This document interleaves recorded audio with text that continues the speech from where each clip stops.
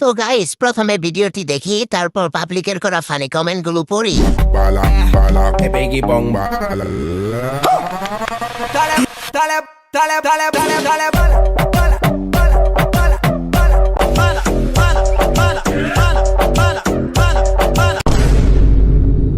मजा आ गया भाई मजा आ गया পিছনে হুজুর বলতাছে, এগুলো কি দেখতাছি, খোলা মাঠে যখন পেয়েছি ভালো করে দেখে নেই।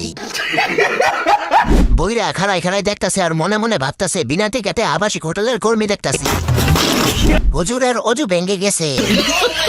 পিছনের মুরব্বী এই জিনিস দেখে হুজুরের নেট তো ট্রিপল না, প্যাকেটের তুলনায় চিপস বেশি।